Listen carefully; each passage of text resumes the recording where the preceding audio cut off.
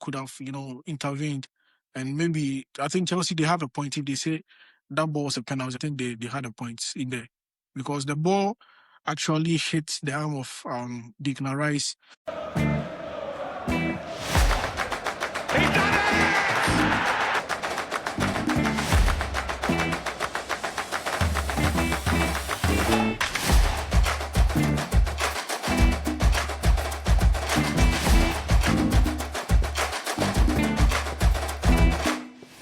Yes, Arsenal 2, Chelsea 1. And that was how the London derby finished today. And also Manchester United had a lone goal to nil in Old Trafford for sure against Crystal Palace. It was also a heated game for sure. We give you nothing but, hey, analysis, tactical analysis. What really transpired was VAR take today was correct or not, because there were a lot of issues in today's game around the matches. So with me is Emma. Arsenal now 5 points clear at the top of the beaten 10 men of Chelsea. Are they the clear title favorites, or Manchester City catch them again? Well, as I said yesterday, it's still open. The league is still open. Everyone is still in the competition. Just take it a game after, one game after the other. And I think that's exactly what they are doing at the moment. The only thing in this title challenges, there's always, a game ahead of Manchester City. So always they are trying to catch up. Yesterday it was 2 points. Today at the end of the games, it has moved to 5 points with a game in hand for Manchester City. So yeah, it has been, tough within the top 6 and those who wants to qualify for the Champions League. So, and once again, set pieces decided both big games today. Arsenal 2 corner kicks, Palace early header. Is this the new way to win in the EPL, or just a coincidence? Yeah, as I said yesterday, if you try all avenues and you're not getting the goal, if you try your tactics, everything is not working in your favor. Sometimes you consult some of these set pieces. If you can score from a corner kick, you score from a corner kick. If you can score from a throw-in, you score from a throw. Even if you can score from maybe a free kick or something. Yeah, it's all part of the game. I don't see any problem in you scoring from a corner kick. Arsenal had their first goal with a corner kick. Chelsea equalized with a corner kick. And later on, Arsenal had another corner kick and they scored. So yeah, if it will produce the goals, why not? I think it's normal in the world of football now, because, years back, we used to watch football with like 4-4-2 flats. Now, the coaches have varied their tactics. Now you can see now you can see 5-3-2. Sometimes some of these things, as football goes on, some of these changes will definitely come in. I think corner kicks have been, a strong part of Arsenal's game this season, and it has helped them. Though they've conceded from corner kicks too, but the majority of goals they've scored this season is from set pieces. Yeah, I think it's working in favor of Arsenal. It's working in favor of Arsenal for sure. But then, which result was the biggest surprise today? Fulham beating Spurs 2-1. United comeback, or Arsenal grinding out the derby win? Yeah, but going into the game, I didn't see Arsenal winning the game. So I think, yeah, they did well. Though it wasn't it wasn't a spectacular performance from them. It wasn't that flamboyant football.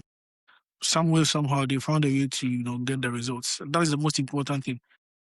It was one of the games that I was looking forward for us to drop points, but unfortunately for us, we seem to get points from the difficult ones and drop points when the games are more like, considerable, more open, that we can get the points. Somehow we find a way to drop the points. So coming into today's game, I thought maybe our best could have been a draw. Luckily for us, we got the win. Yeah. Lucky for you, got the win. But then, player of the day across the EPL today, Saliba or Timber for Arsenal? Is it Sesko for United, or someone else will get the man of the... I think I'll give it to Benjamin Sesko. Yeah, I think I'll give it to Benjamin Sesko. If, the way they played, and though Crystal Palace had the red card, but United were determined, and you can see that they're competing in only the Premier League is helping them because the players get enough rest to prepare for the games, and that's exactly what Michael Carrick is benefiting from now. So yeah, onward they go.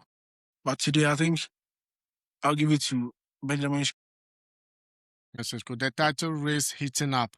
Arsenal look unstoppable at home, but who do you think lift the trophy in May? As I said earlier on, I don't want to comment on it. It's still looping.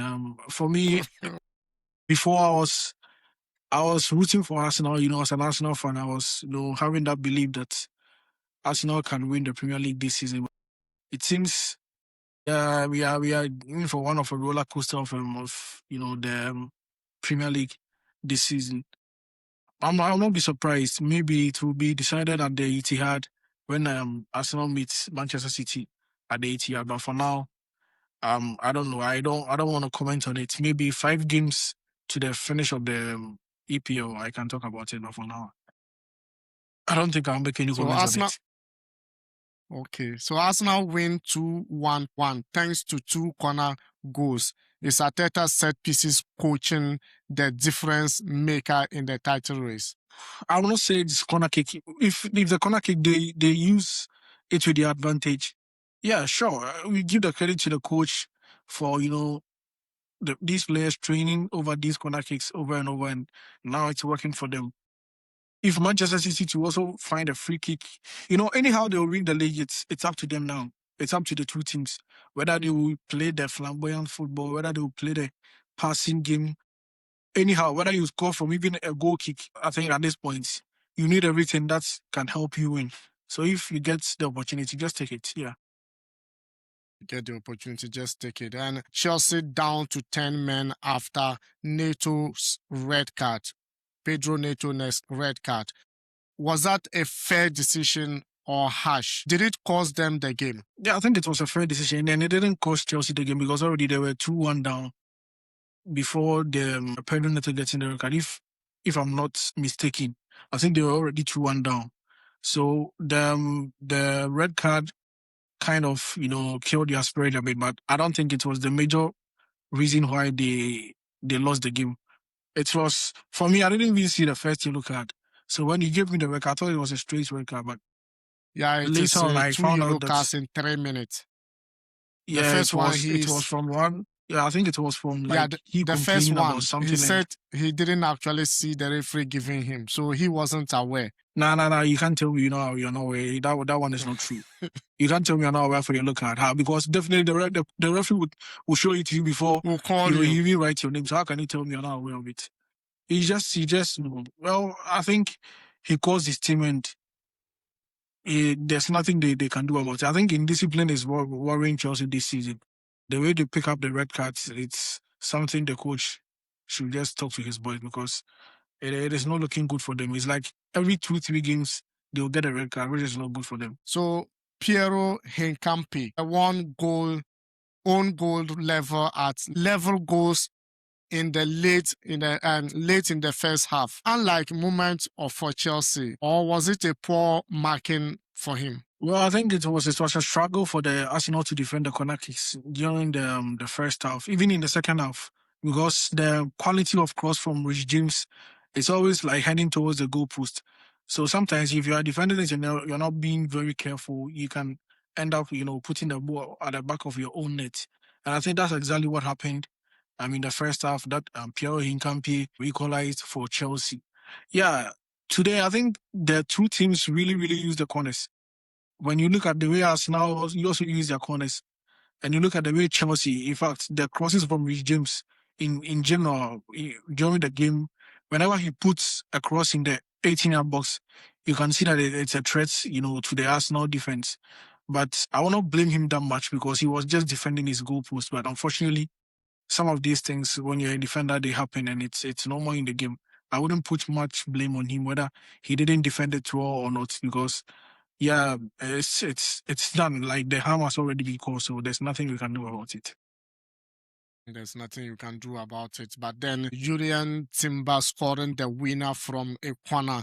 underrated hero for Arsenal or just another day for their defense? Yeah, it's a normal because this is the first time he scored from a corner kick this season. So yeah, I think the players have rehearsed it very well that whenever they get the corner kick, their fans have this belief that it is going, to the back of the opponent's goalpost. So sometimes when they even get the corner, you can see the reaction from the fans, like they've gotten a penalty or something, which is a good thing because when you have that confidence, it becomes very difficult for opponents to defend corner kicks against you because they know that the slightest mistake they do, they will be punished. And I think that's exactly what they did to Chelsea today. Chelsea impressed me today with their play and everything, but at the end of the day, if you don't get the 3 points, I don't think there's anything you can say. If you had all the ball in your possession and later you lost the game, I think the most important thing is to get the points. Chelsea also complain of referee and VAR being robbed. The first corner before the corner they score had an argument that Declan Rice had his hand onto the ball. Was the VAR right on that decision? Yeah, proud to even the ball. I think he already has his arm around one player, which I thought maybe the VAR could have paid attention to it. But he using his arm to there was no way he was gonna move his hand in any direction. Though he raised his arm, that was the only option he could do at that time. The thing is, the ball was already going into the back of his goalpost, but fortunately, the goalkeeper saved it. For me, I think for that tackle alone, VAR could have intervened, and maybe I think Chelsea they have a point if they say that ball was a penalty. I think they had a point in there because the ball actually hit the arm of Declan Rice. Well, I don't know. Sometimes these VAR decisions you can't just talk much about them. That's the English Premier League for you. A London derby drama. Arsenal edged it, but was Chelsea the better team for long spell? Yeah, I think they have a team. They just have to, now it's more difficult for them if they want to play in the Champions League again next season. They have to win certain games, which I think there are some games that are coming up are very, very tough for them. I think they have Newcastle there, they have Aston Villa, they have Manchester City. It's really they are staying in the top six or the top five will be determined in the next few weeks if they will be able to match up the energy of those teams and get the result out of them. I think it will help them. But for now, it's not looking good for Chelsea on the table because I think they are placed sixth now. Yeah. Liverpool Yeah, is even safe. fifth on the table. So, yeah. So Yeah. if they don't do things that will help them as soon as possible, maybe they will not play in the Champions League next season. So United come from behind to win 2-1. 2-1. Is Benjamin Sesko becoming Carrick's secret weapon or another winner off the bench impact? Yeah, I think gradually he's also finding his feet. He had a rough start, which every Manchester United fan will admit that he had a very rough start. But for the past 3 or 4 games, I've seen a different Benjamin Sesko. I think maybe he has to be introducing him from the bench as time goes on before he give him like a starting position in the team. Sometimes when players come off the bench, there's no much pressure on them. They're just coming to deliver. But when they start them in the games, it's like all eyes are on them and they are expected to, give you the goals. Sometimes it puts pressure on the strikers. So I think going forward, Michael Carrick should maintain him, like coming from the bench. Maybe Mateus Cunha will start, then he will come and substitute him in the second half. As time goes, when he gains his full confidence, you can start him in the games, and I think everything will work for Manchester United. What do you think about the decision on the penalty given to Manchester United? Was it really a right decision or another favor for Manchester United in another day? Well, these VAR decisions are sometimes I don't know, but that's why I said earlier on the English Premier League is becoming one of the controversial leagues when it comes to those VAR decisions. Same incident will happen this week. They will not take it. When it happens in a game center, in a match venue elsewhere, they will award a penalty or they will I don't know, maybe it is not the first time we've been complaining. We've been complaining for years and I don't see any changes. So just pray that when you go in the games, the VAR will work in your favor. If you get the opportunity, fine. But it's becoming like a credit and debit. They will give you credit today, then next week they will take it from you. It is normal. Well, Arsenal have maybe benefited from the VAR decision today. It will go against them in the game. And you can't complain about it because you benefited from it during maybe a game or two, maybe weeks ago. But yeah, some of these VAR decisions, I think they should do better. They are making the game not interesting anymore. And making the game not interested anymore. But Bruno Fernandes score from the spot. Captain Clunch. Or should Palace have defended better? Yeah, I think there was nothing. I think the second goal, the quality on the cross that he gave to Benjamin Sesko for him to put at the back of the net. I don't know whether he made that cross. I think it was coming from Bruno Fernandes, right? Bruno Fernandes, yeah. Yeah, because I saw Bruno Fernandes's name over there. Yeah. Yeah, he assist and score. Absolutely, yeah, because that cross, I watched that game like during the dynamic, so I saw that cross from him. So he got in a goal and an assist. Yeah, there was nothing the Crystal Palace defenders were gonna do about that thing, and I think it's landed right on Benjamin Sesko's head, and he had nothing to do than to put it at the back of the net. I think gradually Manchester United are finding their rhythm, as I said, some 2 or 3 weeks ago. If they are to continue the kind of performance they gave against Arsenal, if they are continuing that way, to be a very, very tough, you know, um, meetings for opponents coming to the Old Trafford and even away from the Old Trafford, because I think Michael Carrick has got something doing with this Manchester United team, and he's doing it the right way. Doing it the right way for sure. And Michael Carrick unbeaten run continues. Is United now genuine on top 4 contenders, or was this a lucky escape? Yeah, I think United, they have no choice than to play in Europe next season, because you can't have this all time at your disposal and still not qualify for the Champions League. Because when they play today, even if it's not like midweek Premier League, they are resting till the following week because they are not competing in any other competition. So you have enough time to rest the players.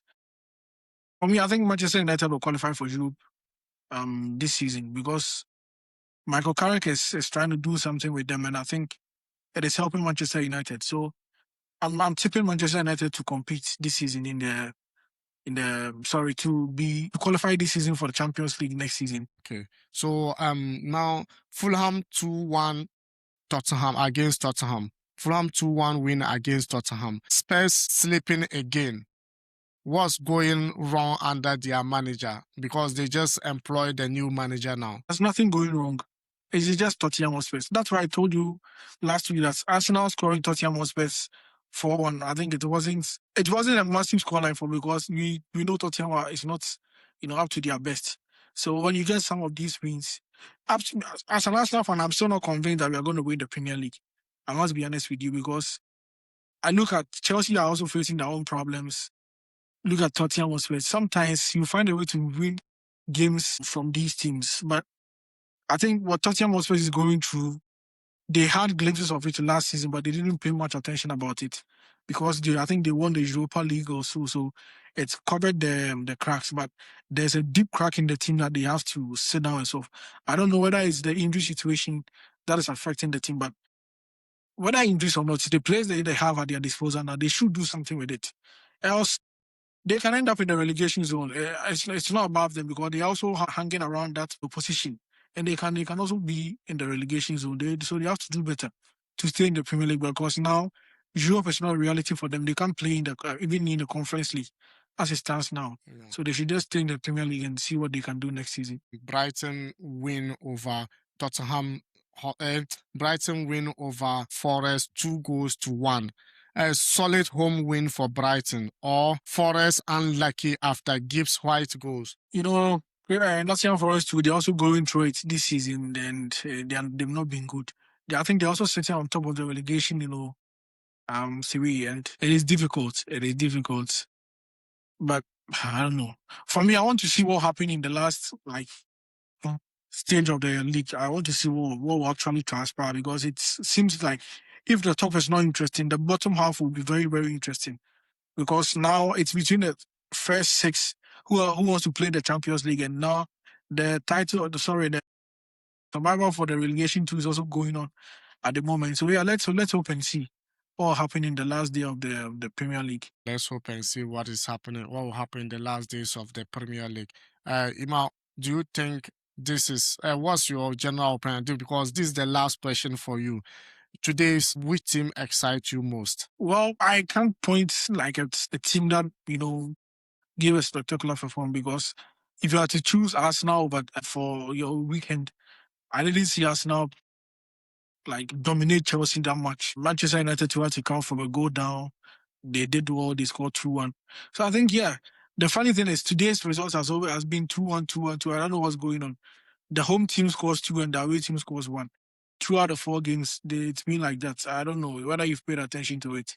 So going into the game, I was like, okay, if this didn't work, then let it work in our favor, because for the first game they scored 2-1, the second game too was 2-1, the third game was 2-1, and the last game, which was Arsenal and Chelsea too, was 2-1. So yeah, I can't point a team that's really really impressed me today, but I think like they did well, like Arsenal did well, Manchester United did well, Fulham played at home to Tottenham, so they also did a very good job, and I also say Brighton and Hove Albion also did a very good job today. Thank you very much, guys, for watching. Thank you very much for your time. And we're going to see you in the next video. If you haven't subscribed, hit the subscription button, like and share the video, and we'll see you. Ciao.